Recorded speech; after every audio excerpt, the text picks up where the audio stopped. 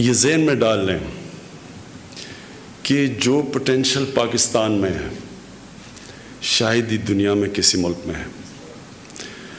اس کے پوٹینشل کی مجھے جو سب سے زیادہ افسوس ہوتا ہے کہ ہمیں خود پاکستانیوں کو اندازہ نہیں ہے. میں سمجھتا تھا کہ بہت پوٹینشل ہے کیونکہ میں پاکستان کے ساتھ بڑا ہوا. ہم نے اس ملک کو بڑی تیزی سے اوپر جاتے دیکھا. جناب اسپیکر، صدر صاحب، جناب وزیر اعظم، ممبرز آزاد کشمیر اسمبلی، خواتین و حضرات اور منسٹرز، دیکھیں میں بڑی دلچسپی سے سنی آپ سب کی تقریریں. وزیر اعظم صاحب کی تقریر میں فالو کر رہا تھا کہ کدھر سے کدھر جا رہی ہے. کبھی وہ آزاد کشمیر سے چلی جاتی تھی خیبر پختونخوا، کبھی وہ بلوچستان. میں فالو کر رہا تھا. میں دو چیزیں پہلے آپ کی تقریر کے اوپر کامنٹ کرتا ہوں، پھر میں آج جس مقصد کے لیے آیا ہوں میں اس کے اوپر بات کروں گا. دیکھیں ایک چیز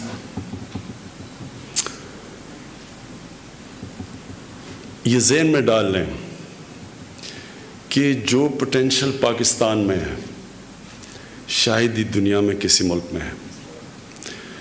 اس کے پوٹینشل کی مجھے جو سب سے زیادہ افسوس ہوتا ہے کہ ہمیں خود پاکستانیوں کو اندازہ نہیں ہے. میں سمجھتا تھا کہ بہت پوٹینشل ہے کیونکہ میں پاکستان کے ساتھ بڑا ہوا. ہم نے اس ملک کو بڑی تیزی سے اوپر جاتے دیکھا، پھر ہم نے اس ملک کو نیچے آتے دیکھا. تو ہمیں پتہ ہے کہ یہ کدھر جا سکتا تھا. 60s کے اندر یہ ساری دنیا، 60 کی دہائی میں دنیا پاکستان کی مثال دیا کرتی تھی. ایک کتاب نکلی تھی جس میں پاکستان کے متعلق انہوں نے کہا تھا کہ سارے ایشیا کا کیلیفورنیا پاکستان بننے جا رہا ہے، سب سے خوشحال طبقہ. اور ہمیں وہ دن یاد ہے. اور پھر کیا ہوا ٹریجڈی پاکستان کی کہ وہ بدقسمتی سے اس ٹریجیکٹری پر نہیں گیا. وہ پھر آہستہ آہستہ نیچے آنا شروع ہو گیا. اور دنیا کی تاریخ جب آپ اٹھا کے دیکھیں گے تو آپ کو پتہ چل جائے گا کہ وہ کون سے ہر قوم کے اندر کئی اصولوں پہ چلتی ہے تو قوم اوپر چلی جاتی ہے، جب ان اصولوں سے پیچھے ہٹتی ہے تو قوم نیچے آ جاتی ہے.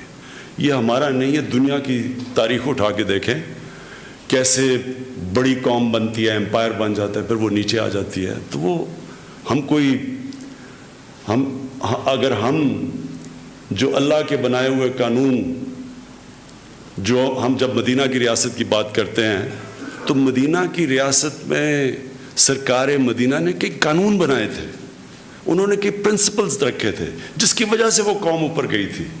اس لیے قرآن ہمیں کہتی ہے، اللہ قرآن میں ہمیں کہتا ہے کہ نبی صلی اللہ علیہ وسلم کی سنت پہ چلو، ان کی زندگی سے سیکھو. تو وہ کیوں کہتے ہیں؟ کیونکہ دنیا کی تاریخ میں اس طرح بڑا انقلاب آیا ہی نہیں. جو وہ ہوا ہے وہ تاریخ کا حصہ ہے. تو کوئی اصول انہوں نے اپنائے تھے جس سے وہ قوم اٹھی تھی، اور پھر جب وہ نیچے گئے 400-500 سال کے بعد تو وہ ان اصولوں سے پیچھے ہٹ گئے تھے. تو ہمارا بھی یہی حال ہے. لیکن مایوس کبھی نہیں ہونا چاہیے. مجھے آج مایوسی آپ کی باتوں سے فیل ہوا ہے کہ جس طرح آپ مایوس ہوئے ہیں. یہ نہیں کہ ایک آپ نے وزیر اعظم صاحب کشمیر کی پاکستان کی بات کی کہ پاکستان کو اٹھانے کے لیے اٹھانا چاہیے، کوئی تھنک ٹینکس ہونے چاہیے. اور آپ نے جو سب کی بھی باتیں آئیں ایسے لگا جیسے کوئی آپ اندر سے تھوڑے سے ہارے ہوئے ہیں. تو میں اس لیے جو آج آپ سے بات کروں گا، میں آج آپ کو جو میرا تجزیہ اس ساری چیز کا، میں بالکل آپ سے دوسری طرح سوچ رہا ہوں. میں یہ سمجھ رہا ہوں کہ اللہ کی طرف سے کشمیریوں کو ایک اللہ نے ایسے دور سے گزار رہا ہے جس کی اب اینڈ کشمیر کی آزادی ہے. اگر یہ 5 اگست نہ ہوتا تو میں آج اتنا پر امید نہ ہوتا. میں سمجھتا ہوں کہ 5 اگست میں پچھلے 5 اگست کو نریندر مودی ایک بہت بڑی غلطی کر بیٹھا ہے. تو یہ جو اس کی سب سے پہلی جو اس مس کیلکولیشن میں غلطی یہ ہوئی کہ پاکستان چپ نہیں بیٹھا رہا. پاکستان دنیا میں گیا. آپ 1 سال کے اندر دیکھ لیں 5 اگست سے اب تک 3 دفعہ سیکیورٹی کونسل نے 65 کے بعد کشمیر کا نام لیا. جو یونائٹڈ نیشنز کی ہیومن رائٹس 2 رپورٹیں نکلی اس کے اوپر ان کے جو ظلم ہو رہا ہے کشمیر پہ. اس کے علاوہ میں خود دنیا کے سارے ٹاپ لیڈر سے بات کی, ان کو بار بار سمجھایا. ڈونلڈ ٹرمپ کو 2-3 دفعہ سمجھایا کہ کشمیر کتنا خطرناک ہے دنیا کے لیے, فلیش پوائنٹ ہے. چانسلر مرکل جرمنی کی, بورس جانسن, ان سب سے میں نے خود بات کی. میکرون جو فرانس کے پریزیڈنٹ, ان سب سے میں نے باتیں کی. سب کو سمجھایا کہ یہ ہو کیا رہا ہے. کئیوں کو سمجھ ہی نہیں تھی کشمیر کی. اور انشاءاللہ میں آپ کو یہ شور کرتا ہوں کہ ہر فورم کے اوپر ہم اس کو اٹھاتے رہیں گے. مجھے افسوس تھا کہ ہم نے کتنی ہائٹ پہ لے کے گئے اور ہمارا پورا پلان بنا ہوا تھا کہ کشمیر کے کوز کو اٹھانا ہے, تو وہ ایک مارچ کا اعلان کر دیا جس نے سارا اٹینشن 1 مہینہ سارا اس پہ چلا گیا. اور یہ پچھلے 5 مہینے میں کرونا کی وجہ سے بالکل کوئی انٹرنیشنل, ساری دنیا کو اپنی پڑ گئی, تو ان کو کسی اور کاز کے اوپر تو وہ بھی نہیں سوچ رہے. لیکن ہماری پوری پلاننگ ہے. میں آپ کو آزاد کشمیر کی اسمبلی کو, کشمیر کے لوگوں کو, میں آج آپ کو پورے اعتماد سے کہتا ہوں کہ ہر فورم کے اوپر ہم اس کو اٹھائیں گے اور اٹھاتے رہیں گے, اور اس کی پوری پلاننگ کر رہے ہیں.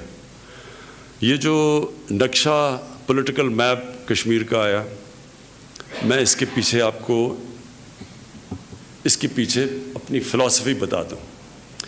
دیکھیں, یہ بڑا امپورٹنٹ چیز ہے. جو ہوتا ہے دنیا کی تاریخ میں, آئیڈیا ایک آتا ہے اور پھر وہ آئیڈیا, اس آئیڈیا کے متعلق کہتے ہیں کہ an idea whose time has come. کوئی فوج نہیں روک سکتی اس آئیڈیا کو.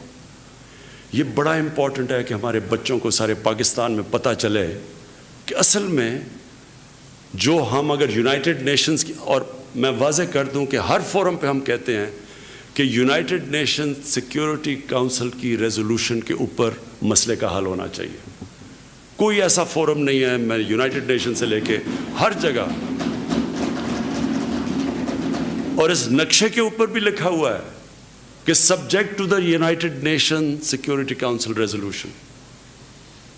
سو ہم اس چیز کے اوپر کلیئر ہیں. حال ہی اس کا ایک ہے, اور یہ ضروری تھا کرنا, کیونکہ ہندوستان نے جو نقشہ بنایا, آزاد کشمیر بھی سارا اندر اور گلگت بلتستان بھی, تو ضروری ہے کہ ریئیکٹ کریں. ہم بتائیں ہیں کہ اصل میں یہ ڈسپیوٹڈ ٹیریٹری ہے, یہ کبھی بھی ہندوستان کی ٹیریٹری نہیں تھی, یہ اللیگلی انہوں نے آکیپائی کی ہوئی ہے.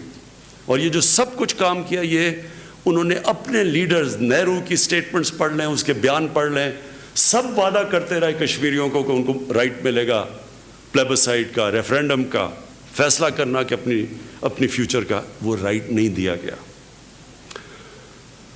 میں آخر میں ایک چیز پہ ختم کرتا ہوں, اور میں اپنے جو ہمارے کشمیر کے ہماری بھائی بہن, بچے, بوڑھے, خواتین مشکل وقت گزار رہی ہیں, میں صرف ان کے لیے 2-3 مثالیں دے کے ختم کرنا چاہتا ہوں اپنی بات. اس سے پہلے تو ہم انشاءاللہ 14 اگست کو سید علی جیلانی کو ہم آنر کریں گے نشان پاکستان دے کے. ہم سمجھتے ہیں